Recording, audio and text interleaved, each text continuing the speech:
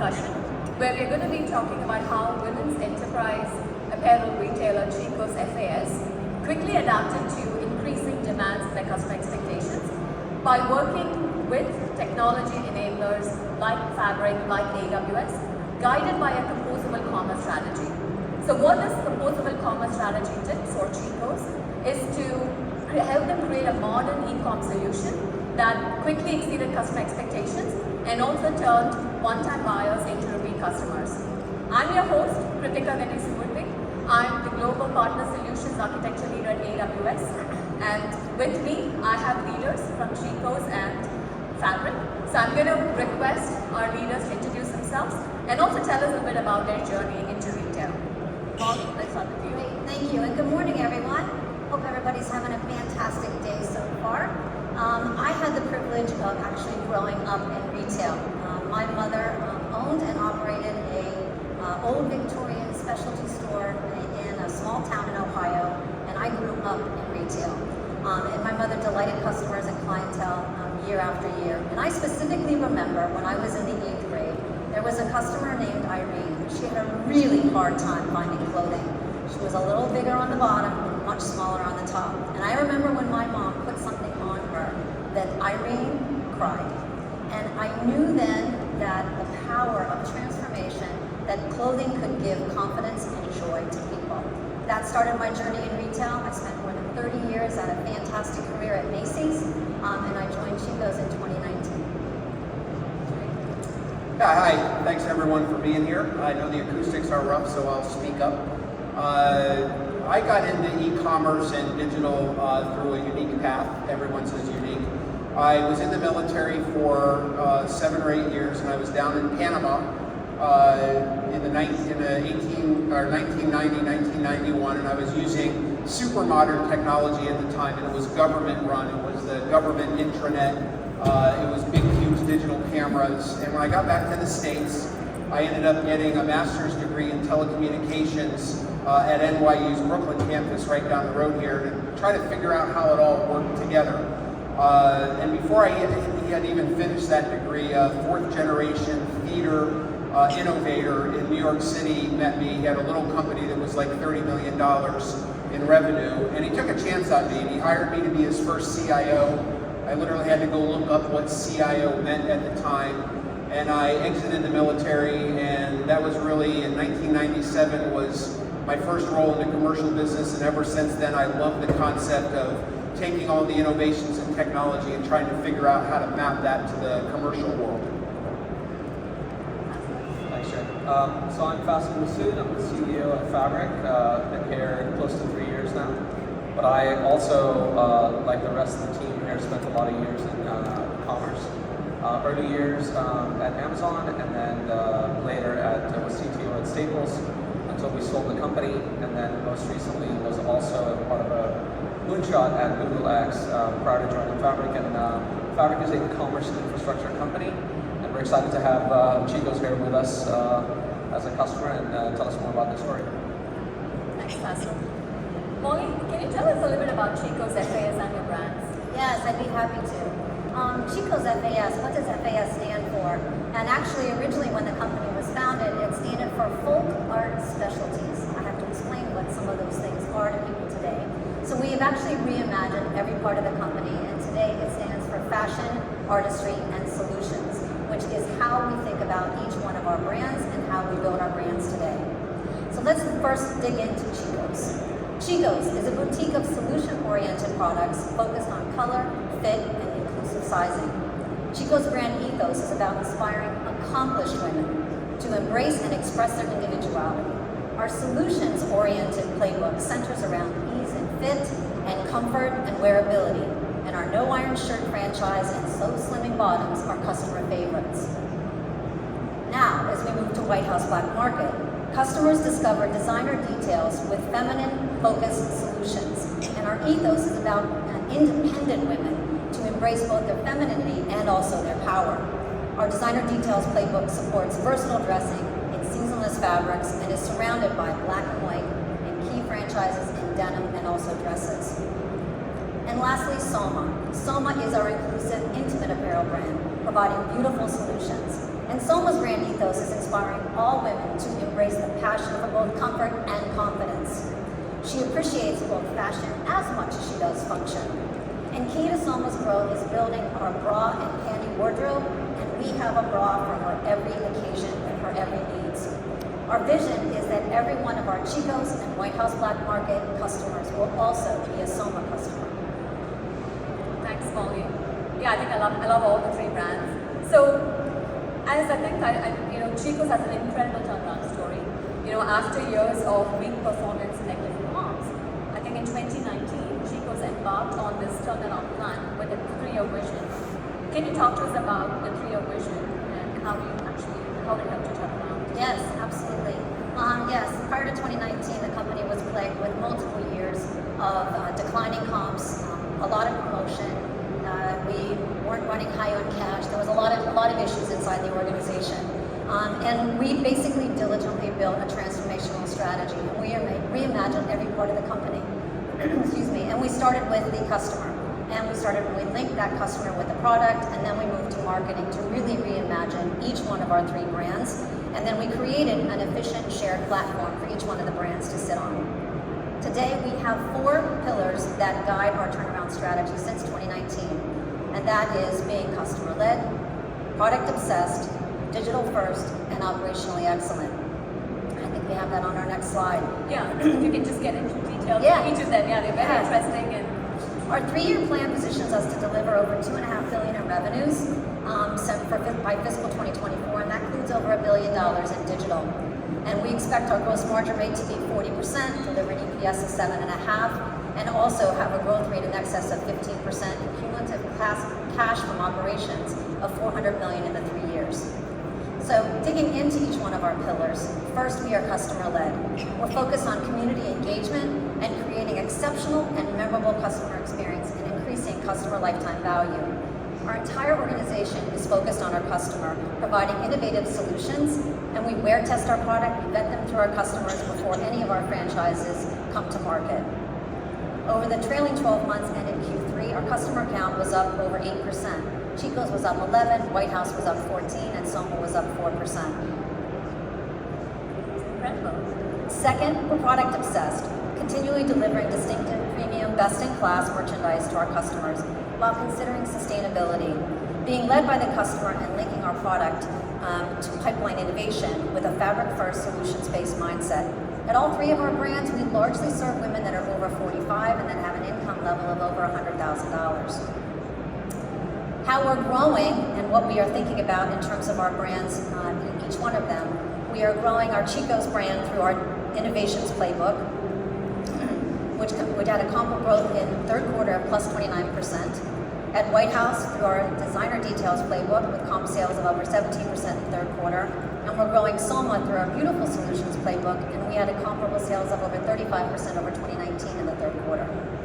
Next, we're digital first, leveraging technology to engage and deliver across the channels with our core platform and data-driven insights. And lastly, we are operationally excellent. We continually focus on diligently managing our inventory, our cost of sales, our supply chain, and our real estate, generating healthy cash flow and delivering a strong bottom line. The power of our 3 unique brands is driving growth through these 3 powerful platforms, creating those long-term connections. Our stores are community centers for customers to be able to engage with us, and digital is a place not only to get a first impression of the brand, but also to teach and inspire our customers when they come to us. And the knowledge and enthusiasm of our stylists and our raw experts create and drive that brand loyalty. Today, one of the things that is important to us is that we connect the stores, the digital, and also the social commerce to create those 3 platforms to create customer delight. It's wonderful. I mean, there's a consistent double-digit growth since 2019. That's very impressive. And so Jay, Molly talked about digital first and how actually it helped your customers connect not just online but also the physical stores.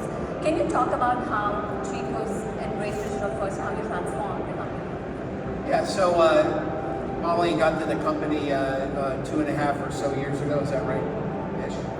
And I got to the company about 2 years ago. So we're on a journey, and digital first to us is not about e-commerce, it's not about any specific channel, it's really more of a mindset. Already we have 40% plus of our revenues come from the e-commerce channel. And that's grown since 2019, and so there was a tailwind with COVID, but that tailwind has continued, and in fact in December has continued to grow. And when we think about omni-channel, seamless, all those words, I always like to say that it's a journey and not a destination. So while we have done a pretty big transformation, and a lot of that has started with talent, a lot of that is around systems, and a lot of that is around data, and not just in the technology and experience organizations, but really throughout the entire company and raising the level of digital sophistication. But it's something that just is a mindset. It's about failing fast and testing and learning. It's all the things you think about in a digital agile environment. We've had a lot of successes already to date, but the way I like to say it to my team, and certainly on my watch, is as far as we've come, we have that much farther to go, because we don't know what channels and what macro customer experiences, how they're going to change in the next 4 or 5 years. So the key is to be able to pivot very, very quickly. We have 3 components of our digital first strategy, which you can see up there, and I'll talk for 30 seconds on each one of them. It's connected commerce, data centricity, and technology enablement. The latter part is what brings us here today. But connected commerce is our version of the omni-channel seamless experience that is common in the market, and we've rebranded it connected commerce as some of our peer organizations have. And really what this means is when you think about all the touches we have with our customers, whether that's a call center, a chat, in-store visits, an email marketing message, a social interaction, we have about 5 billion plus interactions every single year. And the vast majority of those, in the 95% range, are digital. So it doesn't matter where you end up actually buying the product, the amount of digital interactions that's happening with that customer is huge. And we have proprietary tools that are digital proprietary tools that over 25% of all of our revenue flows through those tools. And one of the reasons I say we're not ever going to be done, because one of our tools is called Style Connect. And it's a traditional clienteling app where our stores interact with customers. But we're expanding that out to places where we don't have stores, and have virtual stylists be able to interact with sets of customers that are not necessarily going to our store every day, and don't necessarily want to just get a URL and an email to buy something. So trying to breathe life by bringing the charm and the character of our stores into a digital ecosystem. And then where clienteling stops and where we want to take it further is getting the transaction to happen at the point of intent, and not having a customer need to go into a store or go to a URL, but actually in a one-to-one or one-to-several or even one-to-many, a fashion show, an in-home party, a conference such as this, where you can actually make that purchase at the point of connection. And then the other 2 components, data centricity, has 3 main pieces to that, and I'm sure almost everyone is focused on data, and we're no different.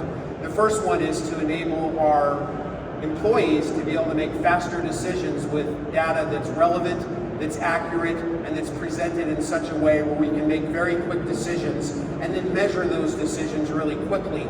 The second is around customer experience. Like everyone, we're trying to harness data to enable those customer experiences to feel very personal, and in fact to become very personal, and in some instances that is actually at the one-to-one level. And again, we've come a long way in the last couple of years, and we have a long way to go. And then the third one touches into operational excellence.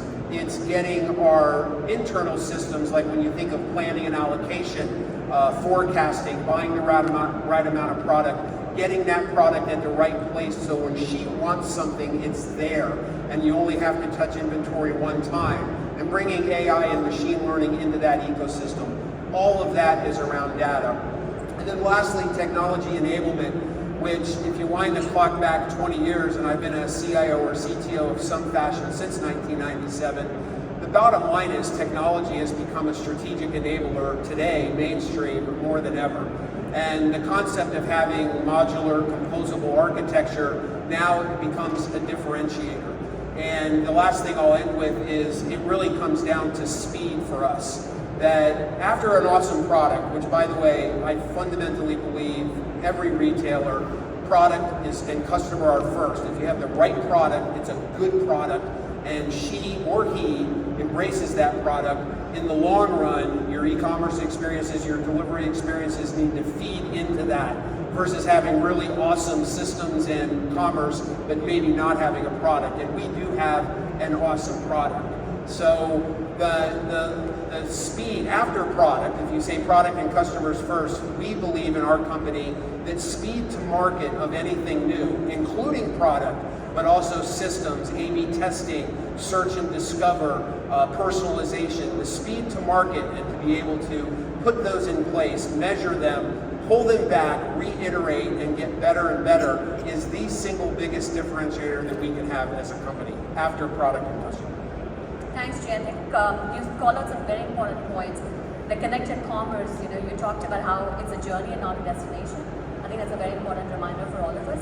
And the other thing that you also called out was, when we talk about modernizations, we focus very much on the platform and technology, but then there's an important component, the whole people and culture. It is equally important to make sure that we transform people and culture while we think about technology enablement. I think that's a very good reminder for all of us as well. And then in data centricity, you talked about the intent of purchase. How do you make sure you create a seamless experience? And another interesting fact is how your digital and physical stores are connected, and how your digital sales are growing in areas where you have physical presence. So the connection between the physical and digital stores. And also you mentioned another important point is, when we talk about customer experiences, we talk about he or she walking through the store, but it's equally important to empower a store's associate to make sure that they deliver the right experiences. So so you're doing with your Style Connect app, that's exactly what you're doing. And then technology enablement, speed to market is very key.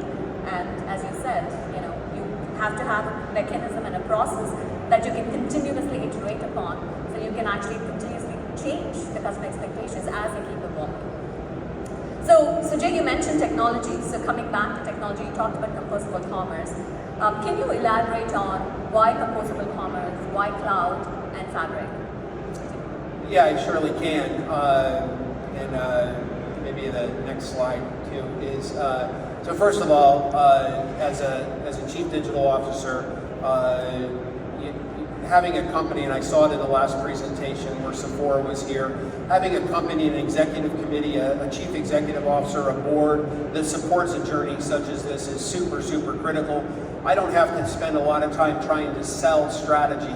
Now, I do spend a lot of time interacting with our partners and interacting them with our executive committee because they really are embedded with us. But at the end of the day, if you have that support within your own organization, then you have partners that can come in and lean in, it makes a big difference. So cloud and composable first, it's really just a no-brainer. I mean, it's becoming super mainstream right now. When I go back 10 years or so, when the concept and they're very different, so I'll start with cloud. I mean, at the end of the day, when I look back at the 10 years of money that we've spent on our e-commerce platform, our monolithic in-house e-commerce platform, the amount of non-ROI money that goes into that platform, when you have to upgrade it, when you have to defrag your database, upgrade the operating system, the provider no longer is on 10.1, you have to go to 10.3, sunsetting, PCI compliance, Sarbanes-Oxley. And when you outsource this to a platform provider and you allow them to manage all that ecosystem, including the infrastructure, the bandwidth, the security, the disaster recovery, it's just a huge amount of non-ROI money that leaves your organization, or at least centralize it all in one place, and you don't have this massive organization to manage it. And it's hard because we were like everybody, have a lot of in-house applications and a lot of in-house things. So you have to be very thoughtful of how you move that to the cloud. But clearly, we embrace the concept of anything new going in the cloud versus necessarily worrying about what's existing, because we can be in a hybrid environment. And then composable, that's a little less mainstream, but it's getting there. And everybody's heard of microservices and composable and modularity. The downside of it is there's a level of technology sophistication you need to have in your company to manage it, because the plumbing becomes very complex. Instead of one big database, you have 40 databases and 40 different systems. But if you can find a partner and get a modest advancement of your own staff, it's very manageable. The benefit of having that modularity is when you want to go put a new A/B testing platform in, which we have called A/B Tasty, a new search like Site, a new PIM like Akinio, these new platforms we're putting in, it ends up being infinitely easier. And in fact, in many cases, you can actually pilot things live before you go live in a matter of weeks instead of months. And in some cases, some of the features and functions we want for our customers and employees, we can't do it because of how complex our environment is. Whereas in our new environment, we're going to be infinitely more flexible to be able to move quickly. Great. I think it's also important, as you said, the speed and agility to market, right? When you look at e-commerce in the last few years, we have AR, we have VR, we have immersive commerce, now we have metaverse. So it's important to have a platform that can actually help you put together all of these experiences, as you said, in a matter of weeks and not a matter of months. And then not to forget all the service pack upgrades that we'll have to sit through, and the weekends and nights. I'm sure all of you all are accustomed to that. So thank you, Jay. And Faisal, coming to you, you've heard Molly's vision of 3-year plan and Jay talking about composable commerce and speed to market and agility that brings. Can you talk a little bit about Fabric as a platform and also about how you've helped Chicos accomplish their turnaround? Yeah, totally. Thanks, Jay and Molly. That's super helpful to also hear it again from both of you, the strategy for Chicos. What's infinitely sort of helpful to us when we have customers like Chicos is having the clarity that Molly just articulated on exactly what it is that the company's looking to do. And a lot of times when you end up meeting with customers who are themselves not very clear on what the ultimate North Star is, it becomes difficult for an infrastructure and platform provider to be able to help in the way that we can. I would say that Fabric is a commerce infrastructure. We are, as Jay mentioned, composable and microservices led. The one reason why I ended up at Fabric was because as we went through our journey at my previous employer, Staples, we were stuck in similar situations that Jay mentioned, which were we had a monolithic platform. Anytime we had to make a change, it was called a build. A build would take anywhere from 2 months to 4 months to 5 months. And we could not be agile. We could not make any changes. I mean, even on customer-facing experiences. And we ended up building a platform which was microservices-led. And ultimately, Fabric became that, the next version of that, empowering other retailers to be able to do what Staples did. We had thousands of engineers. Not every other company has that. So I would say for us, it's all about our partnership with Chicos. Having the alignment that's needed at the highest level and at the lowest level, where all the parties are clear on what is the mission, how can we lean in and not have the customer worry about a particular issue when in the end the customer's always right. So in this case, Chicos has a clear vision. Jay and Molly have articulated what they want to do. Our goal is to make sure that we provide the level of service that in the fourth bullet that Molly had on operationally excellent. How can we do that from a partner perspective? So we're proud to be here today and as a partner to Chicos, and I'd love to hear more from Jay about what are the other parts of the platform that Chicos is looking to develop over the next several years. Yeah, and I'll also give a little shout out of why Fabric, because I think it's important, because there's a lot of options out there, and I've been reading a lot around some of the monoliths are now starting to tout their modularity and composability. I see it everywhere. It's gaining steam. When you go through a very heavy transformation like we're going through, the biggest change management for us is in the technology and product management organizations. So when you pick a partner, not only do they have to have good technologists and product management people, they also have to have a roadmap that fits with what your roadmap is, and a culture where they're willing to lean into your organization to help you grow. And them, along with, I know we have some bounteous people out here as our systems integrator, and it all sits on Amazon Cloud. You get that little trifecta going, and where the culture fits, where people are putting good attention to you, where we're not in a sales process, we're actually doing sprints week in and week out, where our engineering teams are working together, our product teams are working together, and the culture, we like you, and we like Bounteous, and we like Amazon, and you got it. At the end of the day, one of my directs asked me when we were going through this process, and we got it down to 2. Who would you rather fail with? Because you're going to have problems, you're going to fail, and that kind of sealed the deal for me with you guys.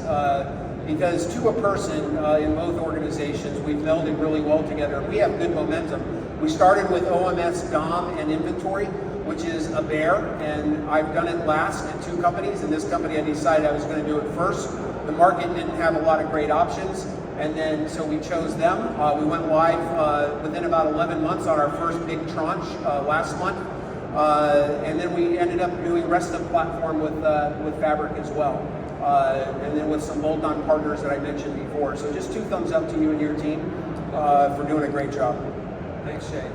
And I think the comment that Jay just made about having fun as well, as an ex-Amazonian, I'll say, working hard, having fun, and making history is something embedded within Fabric as well, where we have truly as well really enjoyed working with the team. In fact, the rigorous process that Jay put us through in this journey was not trivial, to be clear.